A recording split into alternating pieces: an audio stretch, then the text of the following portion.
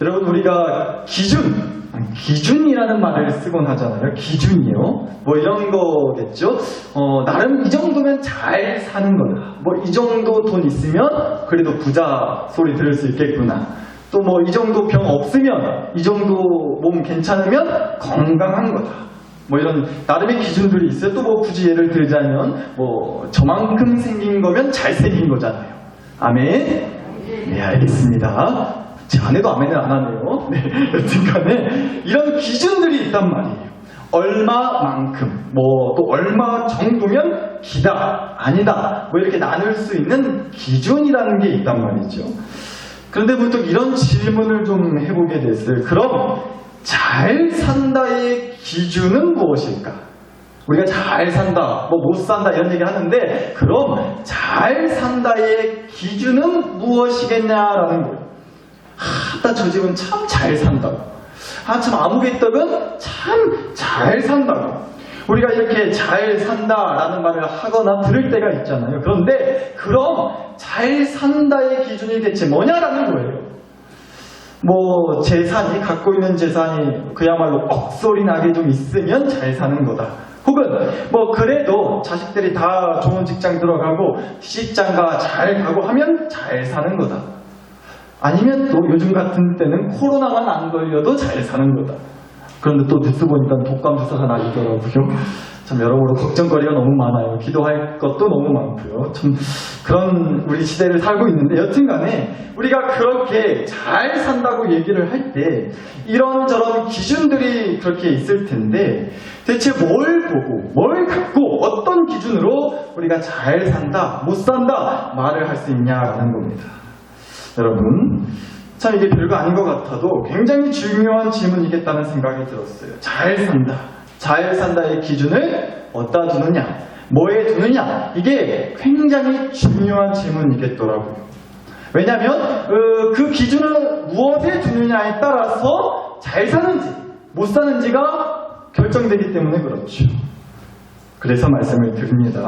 사랑하는 나사렛 교회 식구 여러분, 부디 우리의 기준은 딴 것보다도, 아니 반드시 이것이 되기를 간절히 바랍니다.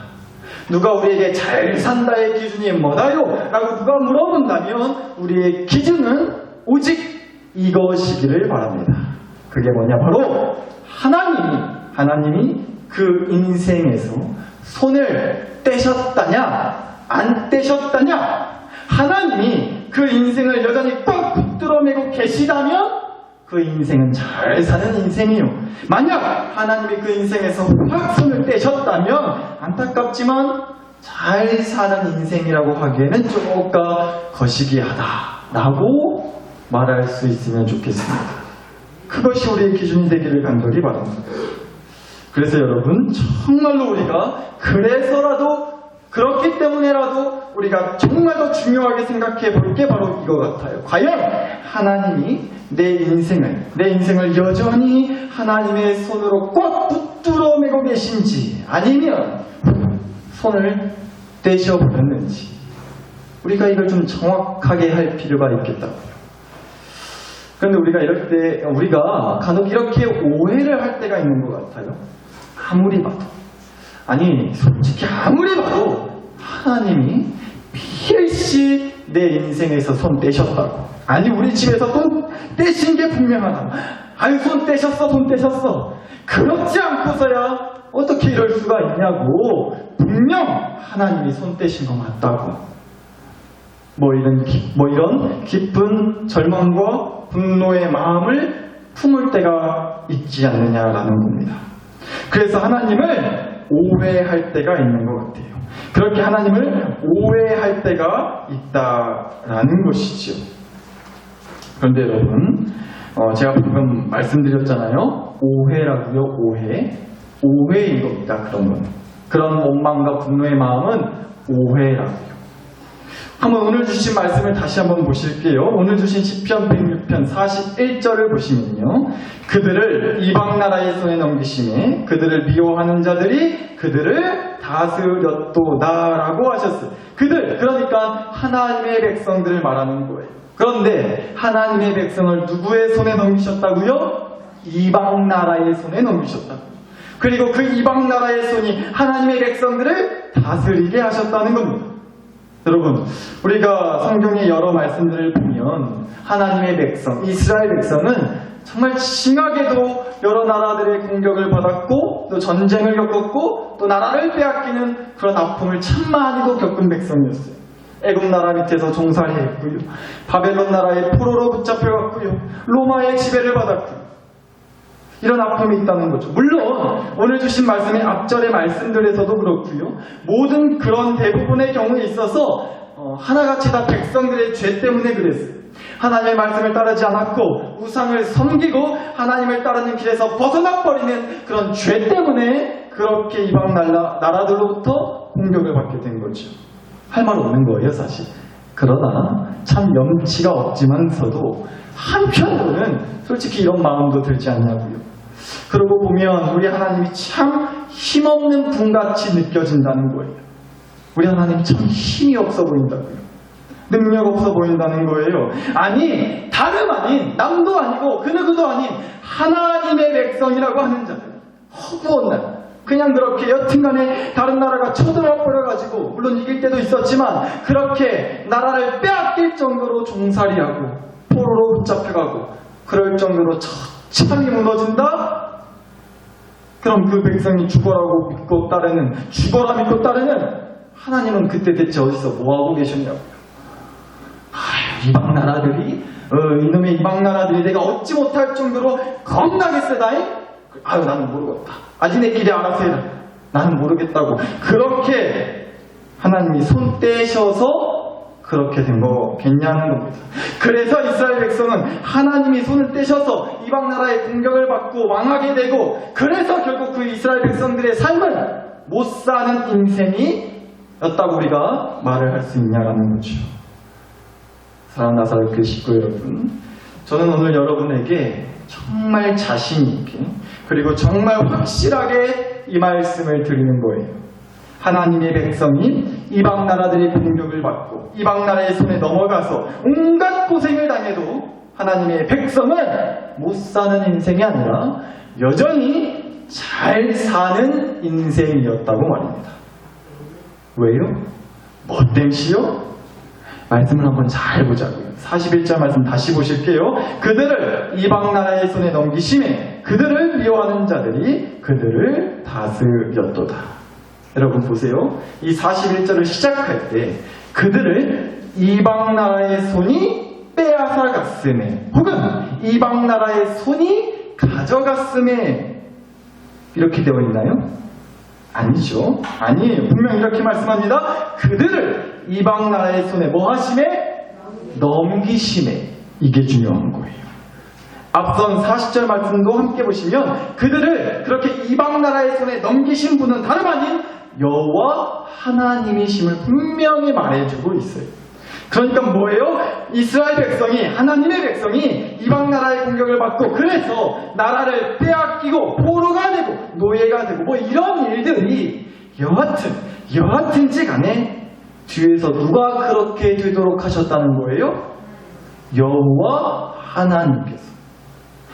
하나님께서 넘기심에라고 되어 있죠. 우리 하나님이 넘겨주셔서 그렇게 된 거라고. 할렐루야죠. 이게 얼마나 큰 은혜예요. 빼앗긴 게 아니고요. 넘겨주셨다고요. 이게 얼마나 은혜고 위로고 참 감사하고 참 다행인 일이냐라는 겁니다. 그렇지 않나요? 아니, 우리 목사님 오늘 저녁밥으로 뭘 잘못 드셨다냐. 아니, 하나님이 백성들을 적들한테 넘겨버리셨다는데 그게 무슨 할렐루야냐고. 무엇이 은혜가요 그게? 뭐가 다행이라고 그런다요? 아니에요 여러분. 이거야말로 할렐루야고요. 가장 큰 은혜고 정말 다행인 겁니다. 다행인 거예요. 한번 보세요.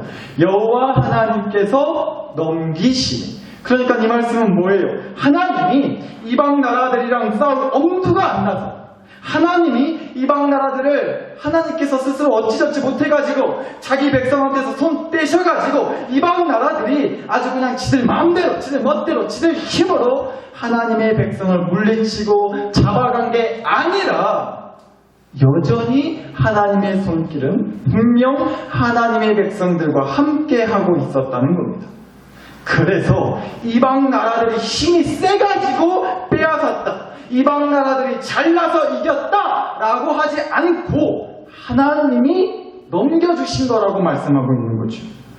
만약에 정말로 하나님이 그렇게 하나님의 백성들한테서 손을 떼셨다면 41절 말씀은요, 이렇게 되어 있어야 되는 거예요. 여호와께서 그들을 이방 나라의 손에 넘기심에가 아니라 그들이 이방 나라의 손에 넘어가매라고 해야 하는 거죠. 근데 또 이럴 수도 있어요. 그랬든 어쨌든 간에 하나님이 하나님의 백성을 망해버리게 하셨다는 건 맞는 거잖아요. 근데 모시 하나님의 손이 넘겨준 거니까 뭐 괜찮다 어쩌다 복잡하게 말한다. 망한 건 망한 거지. 아니요, 여러분. 망한 게 아니라니까요. 절대 망한 게 아닙니다. 여러분, 진짜 망했다는 건요, 진짜 못 사는 인생이라는 건요, 진짜 절망이고 진짜 끝이라는 건요, 하나님이 그 인생에서 손을 떼셨을 때, 하나님이 그 인생에서 손을 거두어 버리셨을 때라는 겁니다. 야, 나는 모르겠다, 될 대로 되라 해라, 나는 이제 더 신경 안 쓰란다, 이러면 진짜 끝인 겁니다. 이러면 진짜 소망이 없어져 버리는 거예요. 사랑하는 나사렛교회 식구 여러분, 하나님이 넘어가게 하시든 빼앗기게 하시든 망하게 하시든 그렇다 할지라도 그것 또한 하나님이 하신 거라면, 그렇게 되도록 하나님이 하신 거라면 그래도 소망이 있는 줄 믿습니다. 그러면 절대 끝난 게 아닌 줄 믿습니다. 여전히 하나님의 손 안에 있다는 뜻이기 때문에 그래요. 하나님이 손 떼셔서 이방 나라들이 맘먹고 지들 멋대로 지들 힘으로 빼앗기지 않도록 하나님이 넘겨주시다 할지라도 하나님이 하셨다면 소망이 있는 거라고요. 그래서 시편 106편은 이어서 함께 이런 말씀이 있는 거겠죠. 45절 46절 읽어드립니다. 그들을 위하여, 백성들을 위하여 하나님은 그의 언약을, 하나님의 언약을 기억하시고 그 크신 인자하심을 따라 뜻을 돌이 기상 그들을 사로잡은 모든 자에게서 긍휼히 여김을 받게 하셨도다. 아멘.